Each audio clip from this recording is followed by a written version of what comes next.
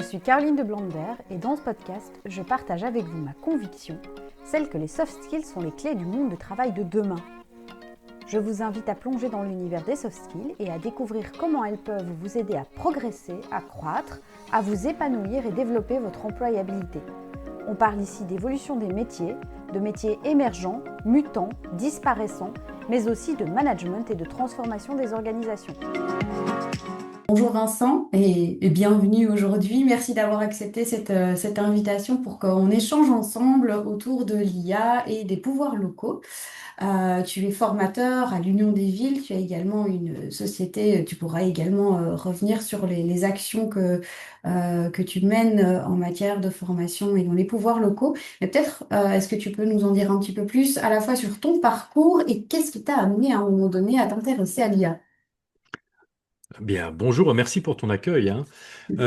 Pour mon parcours, je vais aller vite parce que c'est pas le plus intéressant, surtout que j'ai eu des petits changements de parcours. Moi, ce qui m'intéresse justement, c'est d'imaginer de quoi l'avenir sera fait. Et c'est peut-être ça qui m'intéresse dans l'IA.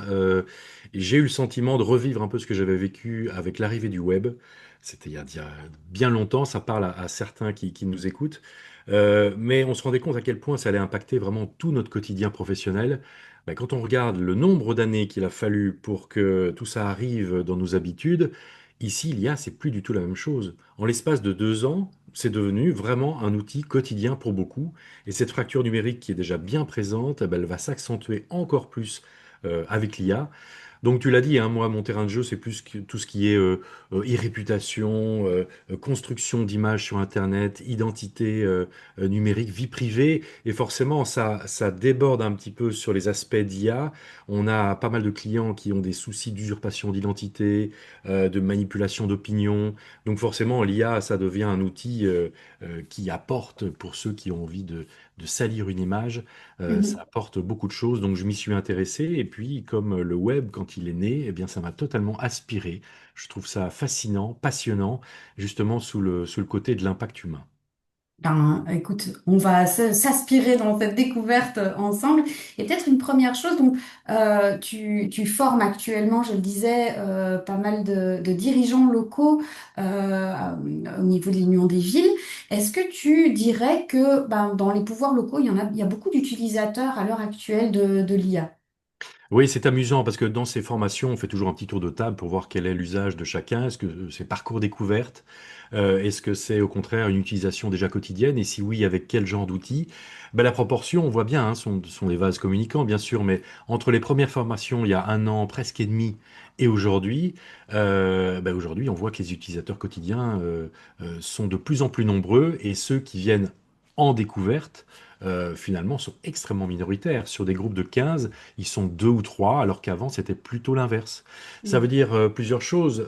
D'abord qu'il y a un engouement extraordinaire pour ce sujet. D'ailleurs, c'est vraiment l'une des formations, et je pense, la formation de l'Union des villes qui fonctionne le mieux. Dès qu'ils proposent une date, hop, c'est complet. Tout est rempli. Ah oui, oui, puis après, le bouche à oreille fait son effet. Donc, j'ai regardé un petit peu, là, depuis juste le début d'année, sur les 6 premiers mois, on en a déjà 700 personnes qui sont passées dans cette formation, et ça ne désemplit pas, et je fais de plus en plus d'intras, etc., etc. Ça veut dire plusieurs choses, que les agents ont envie de s'y inscrire, ça veut dire aussi que les dirigeants ont envie de se préoccuper du sujet, et ça, pour moi, c'est une des clés fondamentales. Il faut vraiment que ce soit la direction, le CODIR, qui comprennent les enjeux, comprennent les dangers, et qui aillent dans ce sens, mais on va y revenir certainement. Oui. Et quand tu parles justement de personnes que tu formes, c'est tant dans les CPAS que dans les communes, que éventuellement dans les intercommunales, etc. Il n'y a pas de différence en termes de type Non, il y a, d'entité, peut-être? il y a peut-être une surreprésentation des communes, mais ça, c'est juste mathématique ou volumétrique. Ouais. Donc, il y a effectivement beaucoup de CPS, et puis bah, il y a tous les autres membres de l'Union des villes. Donc, il y a des zones de Mhm. police. Ça, c'est très Ah intéressant, hein, oui. parce qu'ils doivent manier l'IA dans un environnement avec des informations ultra sensibles. Les zones de secours, les sociétés de logement public, les intercos, effectivement. Mais souvent, c'est plutôt des communes. Oui. Et donc, tu dis une utilisation quasi régulière, enfin quotidienne en tout cas de certains. Et à quels usages, quels usages ils font de l'IA à l'heure actuelle? Alors, juste petite parenthèse, on parle bien de l'intelligence artificielle générative grand public type ChatGPT ou est-ce qu'on parle d'autres types d'IA au préalable? Oui. Ça, c'est important de faire la distinction, hein, parce que tout le monde ne voit pas forcément ce que ça recouvre. Donc, la formation se concentre que sur l'IA générative. Alors, pourquoi générative? Parce que ça génère du texte, ça génère des images, ça génère du son. Donc, ChatGPT est effectivement celle qui est la plus connue, mais il y en a plein d'autres, hein. Tous les Mhm. géants de la tech ont la leur. Et pourquoi est-ce qu'on se concentre sur ces IA génératives disponibles en ligne? Parce que chacun peut les tester. Et que aujourd'hui, tous les acteurs sont de plus en plus nombreux, mais toutes les cartes sont pas encore bien distribuées. Donc beaucoup de petits acteurs n'ont qu'une envie, c'est de se faire racheter par des plus gros. Et Mhm. plus on a d'utilisateurs, mieux c'est. Donc ils vont inciter à utiliser l'outil de manière gratuite. Mais toutes ces fonctionnalités préfigurent tout ce qui va arriver dans les outils métiers. Alors les outils métiers qui vont être boostés de plus en plus avec de l'IA, ça je n'en parle pas. Parce que bon ben voilà ils évoluent à leur rythme. Les éditeurs décident, selon les packages, d'ajouter de l'IA ou pas, hein. Les outils RH sont très concernés, les ATS notamment, où on commence à voir arriver tout ça. C'est à la fois un danger et une opportunité, tous ces outils métiers, et je vais terminer avec ces outils métiers pour revenir sur l'IA générative, parce que pour beaucoup, ça va permettre d'avoir un usage boosté, vraiment, du quotidien, pour des tris de CV, pour de l'aide à l'automatisation des décisions, pour des filtres, pour pouvoir répondre de manière optimisée à certains candidats, notamment quand ils ont Mhm. été refusés, pour ajouter un peu d'empathie là-dedans. Donc, ça va être totalement transparent, et c'est peut-être ça, à ce moment-là, le danger, c'est que certains agents ne se rendront même pas compte qu'il y a de l'IA derrière. Et il va Ouais. falloir absolument garder le contrôle, parce que ça, c'est certainement le fil conducteur qu'il faut avoir, quel que soit l'usage, garder le contrôle, garder la maîtrise. Je fais toujours un petit peu ma petite blague en début de formation sur mes stagiaires, mais je vois malgré tout quand je retrouve des participants qui me reparlent toujours de cette idée de stagiaire.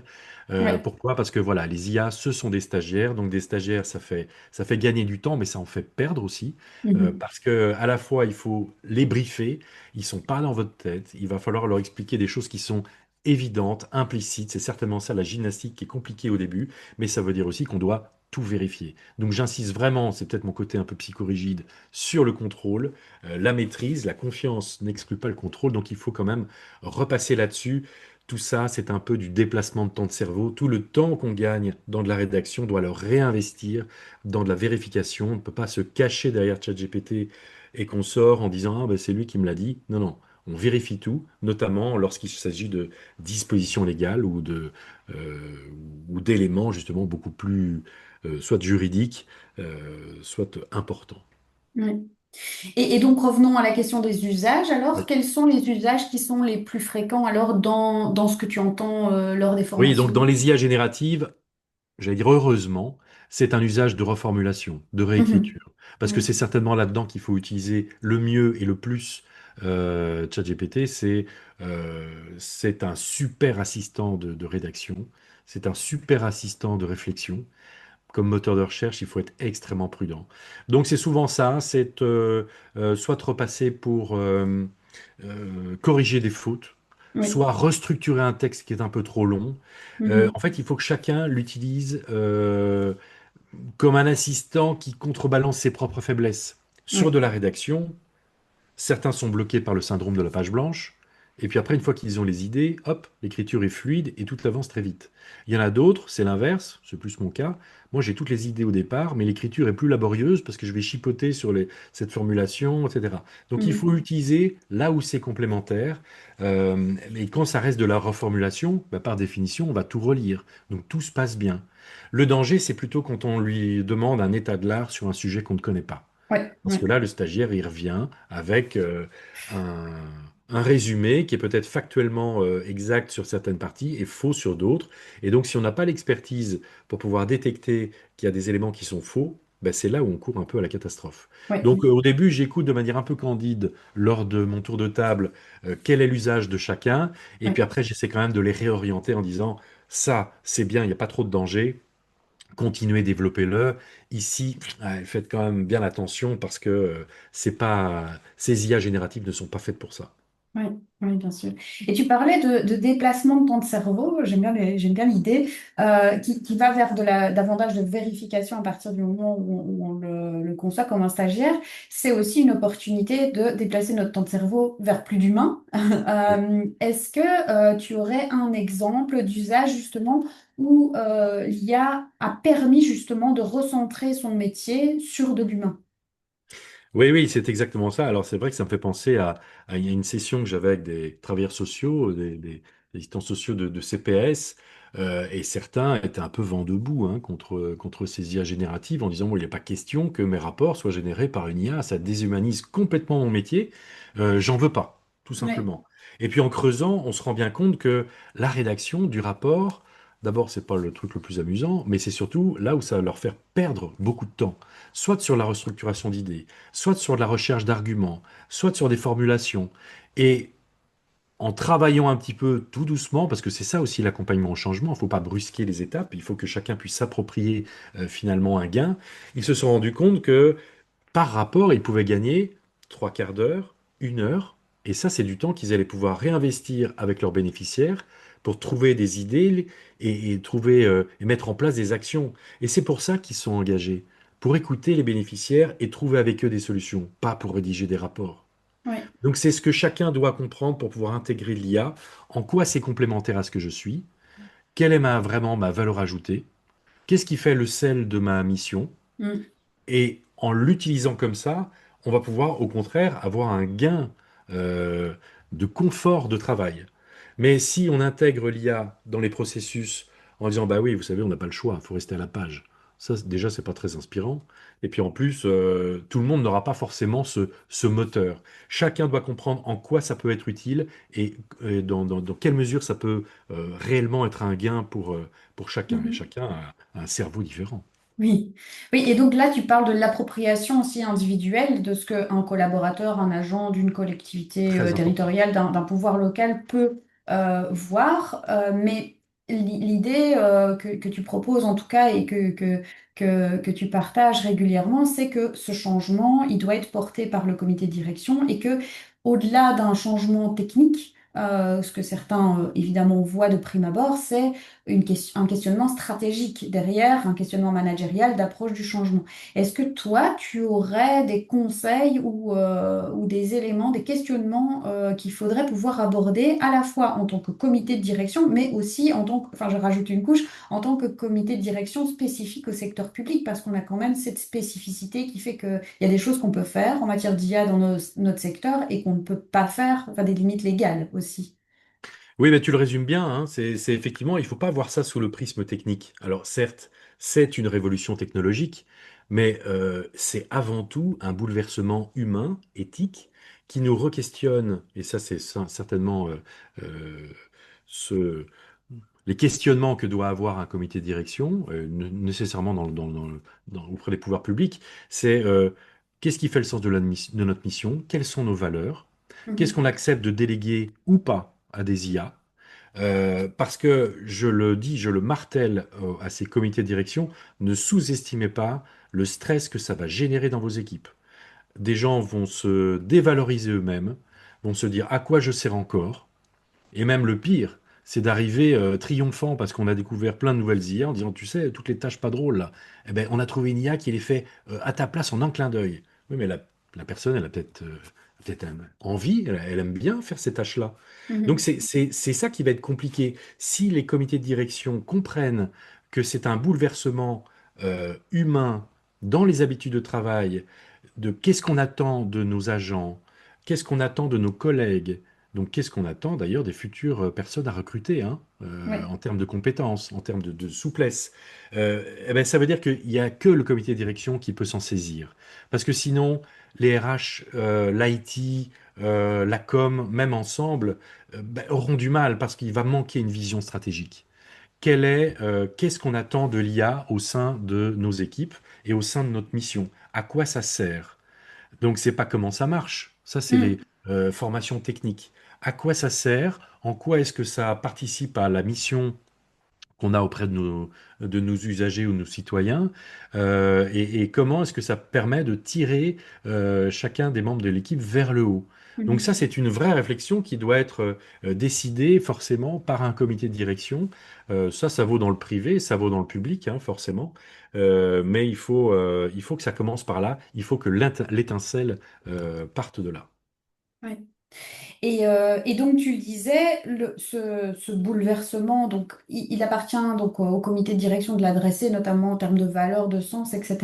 Est-ce qu'il y a d'autres questionnements stratégiques qui doivent pouvoir être abordés? Est-ce que la question des données, de la maturité, de l'organisation, etc. sont aussi des choses qui relèvent du comité de direction ou d'autres acteurs? Bon, ça va dépendre de la culture d'entreprise, ça va dépendre du mandat, de la latitude, et puis surtout de l'intérêt que certains membres peuvent avoir sur les aspects technologiques ou pas, parce qu'on peut y greffer, bien sûr, d'autres notions, hein. Oui. J'aborde forcément l'impact environnemental que ces IA peuvent Oui. avoir. Pour certaines équipes, c'est pas un sujet, et puis pour d'autres, c'est totalement fondamental. Donc on peut aussi développer une stratégie en se disant on doit avoir un usage responsable de l'IA, parce que se dire de manière un peu hermétique ou presque religieuse, je ne l'utilise pas et j'interdis à tout le monde de l'utiliser, on sait très bien ce qui se passe. Mm. Ils vont le faire dans le dos. Donc il faut plutôt les conscientiser pour comprendre que voilà, quand on crée, je sais pas moi, 4 images, s'il y en a une qui est bonne et intéressante, est-ce que ça vaut le coup d'en refaire 4 autres? Oui. Et ça va être la même chose pour du texte. Les petits starter packs, les petites figurines sous blister, c'est rigolo, mais forcément, ça consomme. Alors, c'est Mhm. pas qu'il faut devenir taliban et dire on arrête tout, mais c'est d'intégrer ça dans des processus différents, hein. Certaines organisations publiques travaillent sur les ODD de l'ONU, hein, les objectifs de développement durable, pour justement les faire percoler jusque dans les tâches quotidiennes. Et puis pour d'autres entités, ça ne veut même pas ce que c'est. C'est pas, Mm. il n'y a pas de politique RSE, il n'y a rien du tout. Donc Mm. la culture d'entreprise, elle va être extrêmement importante parce que c'est elle qui va permettre de définir un périmètre, un peu comme un GPS. On va voir où est-ce qu'on va et à quelle vitesse on va avec quoi. Mm. Justement, la question de la vitesse est intéressante aussi parce que c'est vrai qu'on voit le développement des IA qui est très très rapide.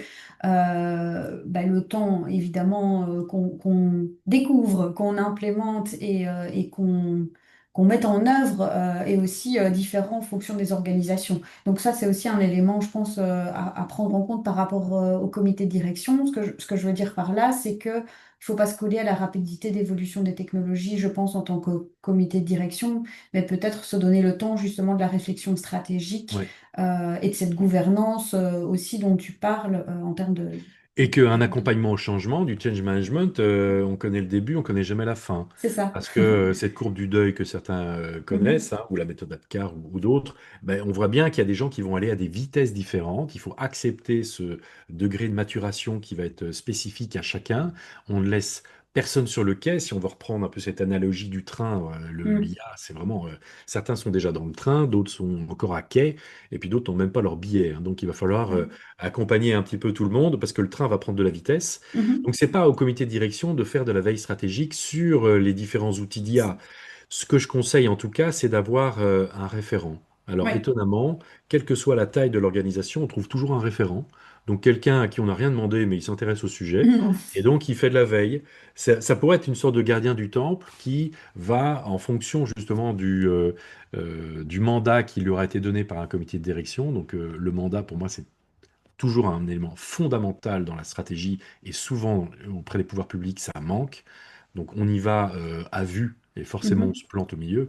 Donc ce référent, il a besoin d'un mandat clair, Ouais. mais c'est lui qui va servir d'engrenage pour pouvoir déployer la vision stratégique du CODIR, Ouais. pour la transformer justement en action de terrain et d'implémentation de ces IA dans les process de chacun, en intégrant les réticences, en intégrant beaucoup de choses. Donc oui, oui, je pense qu'il y a un poste à créer, un référent qui serait chargé de tout Ouais. ça. Ouais. Et tu soulèves deux éléments peut-être. Donc, un, la question des parties prenantes. Donc, tu parles du CODIR, des référents IA. Quelle est la place du politique là-dedans? Toi, tu l'entrevois? Elle est... Moi, je ne l'aperçois pas dans les formations. Mhm. On va l'apercevoir à la marge sur d'éventuels budgets qui auraient été alloués pour mettre en place une réflexion stratégique ou développer des outils. Euh, les politiques, je les ai peu. J'ai parfois des bourgmestres, mais là, j'allais dire, on est sur un politique local avec déjà Oui. les mains dans le cambouis, qui connaît Mhm. exactement le terrain. N+1, N+2, N+3. Bah, il faudra voir, mais ça, c'est des politiques plus régionales et pour voir un petit peu où est-ce qu'elles vont. Maintenant, il y a l'agence du numérique qui est Mhm. assez bien présente, assez bien dotée et qui peut accompagner aussi des entités dans leur réflexion. Ouais, ouais. Bah écoute, et par rapport au comité de direction, est-ce que tu aurais des questions un peu par défaut ou des étapes par défaut que le comité de direction doit pouvoir, donc par lesquelles le comité de direction doit pouvoir passer pour aborder ce projet finalement qui est l'IA en particulier? Oui. Alors, je pense que la toute première étape, c'est déjà que tout le comité de direction ait une connaissance globale commune, qu'il y ait un tronc commun minimal. Oui. Certains s'en préoccupent, d'autres pas. Il faut déjà qu'il y ait un alignement sur est-ce que nous sommes tous conscients que c'est bien des enjeux dont on doit se saisir. Donc, il y a déjà un principe d'appropriation du CODIR. Donc, il y a une première petite formation qui leur permet de comprendre où est-ce qu'on en est. Alors, où est-ce qu'on en est, c'est intéressant, mais où est-ce qu'on va, c'est plus intéressant parce que on a toujours le sentiment de subir cette vitesse d'accélération de l'IA. Donc, à un moment donné, c'est bien de pouvoir se poser et de regarder plus loin en se disant, voilà, on va pouvoir prendre des décisions maintenant sur des choses qui vont arriver peut-être dans 6 mois, dans un an, dans 2 ans, et pas attendre que ça vienne du terrain. La deuxième chose, ce que je leur conseille de faire, c'est un petit cadastre, un petit inventaire. Qui utilise quoi? Ça va donner aussi une idée sur le degré d'urgence. Si on s'aperçoit que sur une équipe de 100 personnes, il y en a 5 qui l'utilisent, bon, c'est pas très urgent. On va prendre les 5 et puis justement, on va faire un petit groupe de travail pour pouvoir aller plus loin. Si on voit qu'il y en a un tiers, eh ben là, il y a un danger. Il y a un danger parce que il y a cette réglementation européenne dont on parlera peut-être, qui impose forcément une certaine mainmise, un certain cadrage de la part de l'employeur. Donc là, si on a un tiers, il y a un peu panique à bord, hein. Il va falloir y aller très vite, parce que si chacun commence à avoir l'habitude d'utiliser ça dans son travail, si dans 6 mois on leur retire la tétine, ça va être compliqué. Et je pense aussi, pour rester sur la métaphore, mais à tous ces étudiants qui sont biberonnés à tout ça et qui vont bientôt débarquer dans les équipes, ben là, il va falloir avoir un cadrage cohérent, mais surtout accepté de tous. Je reviens toujours là-dessus, mais c'est comme ce qu'on fait en termes de politique, de stratégie d'influence sur Internet. Si ça n'est pas compris, c'est subi et ça marche pas. Il faut que ce soit choisi. Donc chacun doit comprendre en quoi ça le concerne et comment est-ce que ça lui permet d'aller dans un meilleur sens. Donc la charte d'utilisation qui descend du ciel en disant allez la lire sur intranet, personne ne la lira, c'est sûr, et personne ne l'appliquera non plus, ça ne sert à rien. La charte d'utilisation, c'est le bout du chemin qui nécessite d'avoir eu déjà toute une série de réflexions en disant, voici, cette charte, elle reflète ce que nous sommes et ce que nous acceptons de faire ou de ne pas faire avec de l'IA. Oui. Donc là, tu as mentionné plein de choses, la réglementation européenne, peut-être qu'on peut en parler un petit peu. Sachant qu'il y a ce fameux IA Act, est-ce que tu peux nous en dire un peu plus en termes d'obligations juridiques justement qu'on a en tant qu'employeur dans les pouvoirs locaux? Oui, il y a les obligations, hein. Bon, je fais toujours ce rappel de quand il y a une bonne idée, les Américains en font un business, les Chinois la copient et les Européens la réglementent. Donc, à nouveau, c'est arrivé. Comme le RGPD avait eu lieu, alors je me moque un petit peu, mais en même temps, c'est absolument nécessaire, malgré tout, d'avoir un cadrage.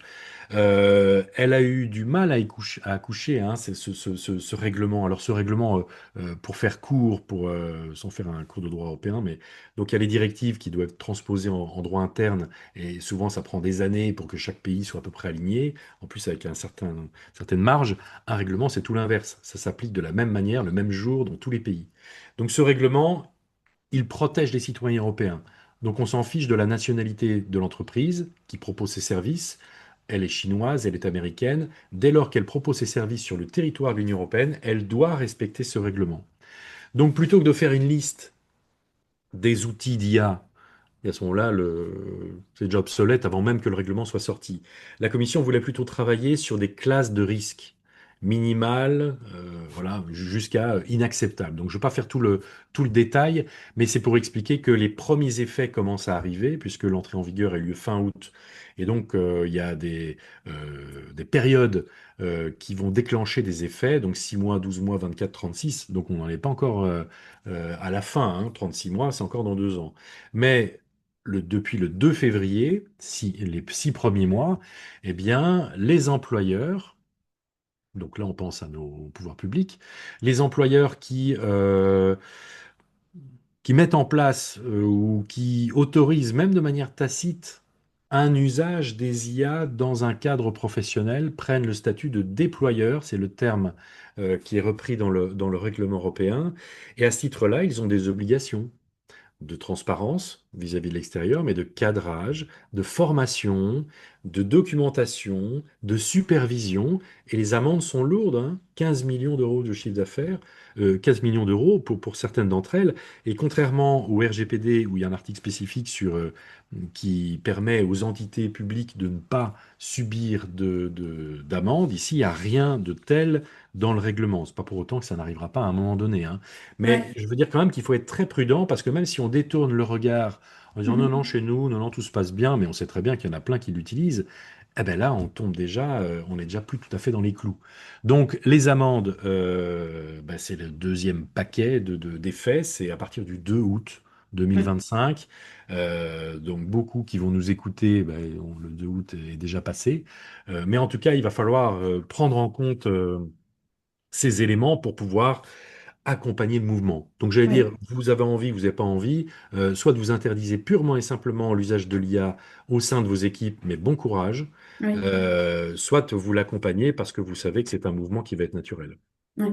Et juste question, c'est une parenthèse, mais si on interdit en tant qu'employeur l'usage de l'IA et que le collaborateur l'utilise malgré tout, c'est sa faute à lui. Est-ce que ça rentre dans, enfin, est-ce que ça engage la responsabilité de l'organisation dans ces cas-là quand même?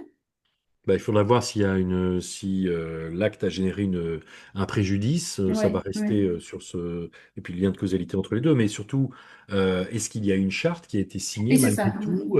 Si on Oui. interdit purement et simplement certains outils et qu'ils Mm. outrepassent les choses, ben, ça peut être important. Alors c'est vrai que ça, c'est un des points que je vois aussi avec les comités de direction. Quelle est la valeur euh, quelle est la valeur légale de cette C'est charte? ça. Est-ce qu'elle est Oui, annexée au contrat de travail? Est-ce oui, c'est ça. elle Oui. fait partie du règlement d'ordre intérieur? Est-ce que Oui. le document qui souvent encadre l'usage informatique a été Mhm. adapté?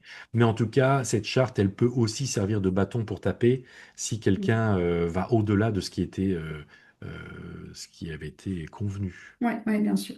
Donc, en tant que déployeur, hein, pour revenir à tes réponses de ce que tu disais et pour rebondir sur certains éléments, donc on est tenu de cadrer l'utilisation, en tant que déployeur, en tout cas, cadrer l'utilisation de l'IA, ça se fait par une charte, mais comme tu l'as dit, c'est un peu le bout de la réflexion, cette notion de charte. Hmm. Auparavant, il y a la notion de formation, qui est aussi une obligation imposée par l'IA Act. Oui, alors l'IA Act n'est pas très clair là-dedans, hein. Donc, il Hmm. n'impose pas X heures de formation, Oui, une charte de X pages. Moi, c'est plutôt je considère que en fait, cette charte est utile, mais c'est jamais qu'un instrument ou un outil au service d'une stratégie. Cette intégration de l'IA, il faut vraiment en faire un sujet de développement de la cohésion, du sentiment d'appartenance, parce que l'un de mes autres sujets, c'est tout ce qui est marque employeur, l'image de marque d'employeur, c'est un sujet passionnant. Et ben là, justement, on peut en faire un vrai outil. Donc, on peut très bien rester à minima sur une charte d'une demi-page, issue d'un modèle qu'on a trouvé, l'Union des villes travaille dessus d'ailleurs. Mais oui. on peut trouver des modèles, on peut trouver des choses sur Internet, on l'adapte rapidement.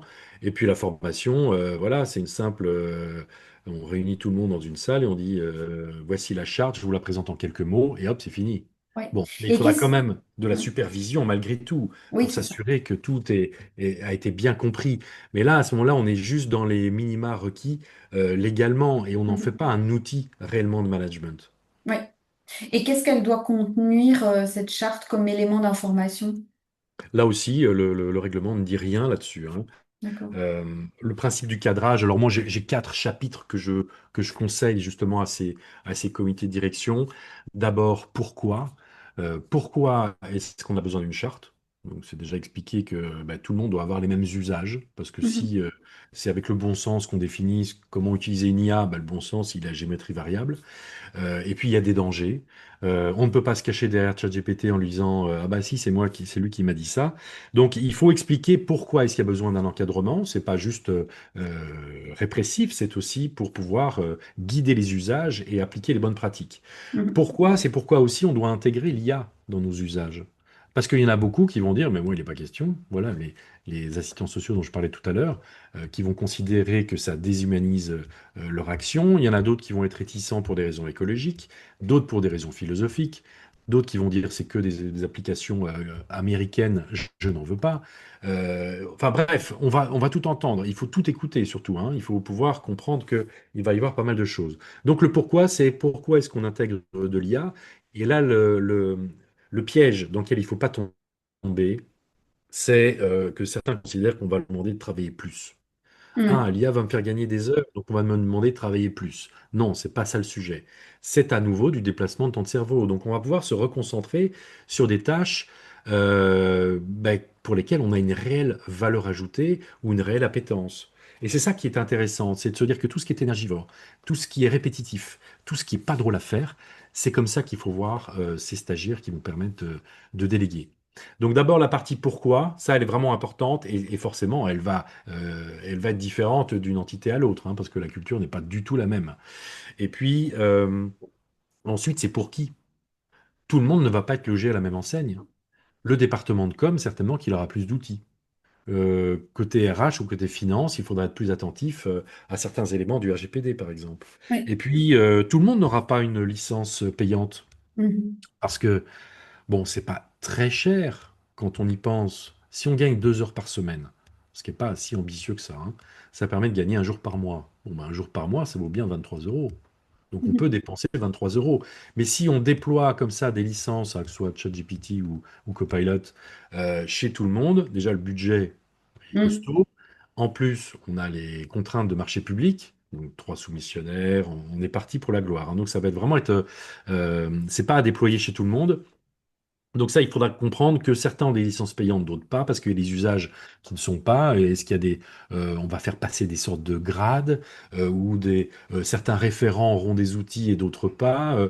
On peut imaginer hein, des espèces d'ambassadeurs de l'IA, des champions. Enfin bref, j'ai déjà tout entendu, tout ce qui se met en place, tout ce qui est gamification aussi pour les plus jeunes. Donc il y a plein de choses à faire.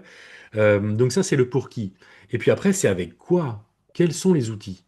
Donc Oui. ça, moi, vraiment, je leur conseille de faire une liste d'outils autorisés et de dire, au-delà de ça, aucune initiative personnelle. Mhm. Si vous tombez sur un outil qui a l'air intéressant, ben, on en discute avec le référent, qui justement va dire, qui va arbitrer en disant ça je prends pas, ou ça on a déjà parlé, ça on n'a pas parlé. Tiens, ici c'est stocké sur un cloud américain, donc je vais avoir le DPO sur le dos. Donc il y a plein de choses à avoir, des réflexes que tous les agents ne peuvent pas avoir. Donc Mhm. il faut avoir un point de chute, ce qui est intéressant. Oui. Donc, quels outils? Et puis enfin, comment? Les bonnes pratiques. Et là, Mhm. il va falloir être très pratico-pratique, parce que si on est trop macro, personne ne comprendra en quoi ça concerne ces tâches du quotidien. Oui. Donc, je conseille de mettre en place des petits groupes de travail thématiques, par métier, ça c'est à voir, hein, en fonction de chacun. Ne pas mettre que des geeks ensemble parce qu'ils vont sauter dans tous les sens en disant c'est génial. Il faut mettre des gens réticents parce que là aussi, vont s'arbitrer toute une série de questionnements, de réticences potentielles. Ça va être riche et intéressant. Et pour le déployer ensuite, notamment dans les organisations qui comptent plusieurs centaines de TP, ben, ça va être important de déjà avoir ces petits labos dans Oui. lesquels on va pouvoir affiner le discours et les bonnes pratiques. Et donc, il faudra prendre des exemples. Je reçois l'email d'un citoyen au service urbanisme. Voici ce que je peux faire, voici ce que je ne peux pas faire. Mhm. Voici comment anonymiser un document. Voici, tiens, sur un CV, attention à tel et tel élément. Donc que chacun comprenne dans ses tâches quotidiennes quelles sont les balises. Bon, après, Oui. hein, on va pas non plus fliquer tout le monde. Il Bien faut sûr. que certains seront plus à l'aise que d'autres, mais ça doit être assez pratique. Donc, en termes conseil général, c'est le codir qui doit s'en occuper, en tout cas se l'approprier pour donner un mandat clair à quelqu'un, à une équipe, parce qu'il va falloir y passer du temps. Si on a besoin de groupes de travail, bah, c'est du temps qu'ils vont passer à autre chose que leurs tâches pour lesquelles ils sont payés, mais je pense que c'est important. Des groupes de travail, plus c'est diversifié, mieux c'est. Ce sera encore Mhm. plus riche. Vraiment, il faut avoir de Oui. la co-construction. Et puis voir que tout ça, c'est du change management, c'est de l'accompagnement au changement avec tous les freins, les craintes et les peurs que ça va susciter et qu'il ne faut pas balayer d'un revers de main en disant mais tu vas voir, ça va aller. Non, non, tu vas voir, ça va aller. Ça conduit à des arrêts maladie, à de la dévalorisation, à du Mhm. burn-out, à plein de choses. Ouais. Et à ce Ouais. moment-là, on a raté sa gouvernance. En tout cas, on a C'est raté ça. son boulot de manager. Ouais. Et juste pour conclure, dernière question, mais tout ça passe aussi par de la formation. Alors on parle de sensibilisation, d'acculturation, de formation en tant que telle. Toi, c'est quoi ton conseil en matière de formation, je vais dire ça comme ça, ou les bonnes pratiques que tu relèves en matière de formation pour que tout le monde ait aussi une connaissance partagée de l'IA, alors au début ou en cours de déploiement peut-être. Bon, il faut le faire par étapes et par strates, je pense, hein. Tout le monde ne doit pas être formé de la même manière. Il y en a certains qui ont envie de ces IA, bah, il faut les tirer vers le haut. Il y en a certains qui n'ont pas envie, pour plein de raisons. Bah, il faut déjà leur montrer ce que c'est, ce que ça n'est pas. Et ce que je leur dis dès le début, c'est que si à la fin vous ne l'utilisez pas, au moins vous saurez pourquoi, et pas par méconnaissance. Ouais. Et ça permet comme ça à chacun de dire, voilà jusqu'où je vais. Et c'est souvent des évolutions par cliquet, ce change management. Mm, mm. Donc, une fois qu'on a passé une étape, eh ben, on revient jamais en arrière. On a envie de passer la suivante. Mais il Ouais. faut laisser le temps de décanter et que chacun ait envie de se dire, tiens, j'ai envie de passer dans le groupe 2.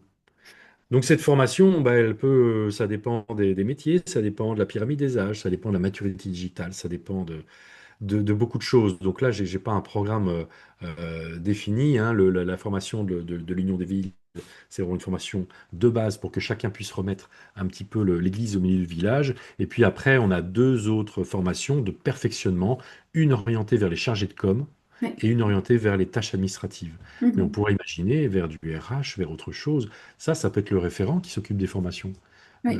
qui va expliquer comment fonctionnent les choses. Je pense qu'il faut bien séparer, c'est comme dans toutes les stratégies, hein, la vision Ouais. stratégique, Mhm. voilà où on va, et ensuite l'usage des outils. L'usage des outils, bah, il change tout le temps. La vision stratégique, normalement, elle est pérenne. Une fois qu'on l'a décidé, ça doit servir de colonne vertébrale pour les 2, 3 prochaines années. Mhm. Yes. Bah, écoute, merci pour en tout cas tous ces conseils, ces conclusions, ces éléments qui nous ont permis de défricher le terrain et de mieux comprendre les enjeux de l'IA, les opportunités, les risques dans les pouvoirs locaux. Eh ben, merci beaucoup pour cette initiative et j'ai hâte de lire le livre. Merci Vincent. À bientôt. À bientôt.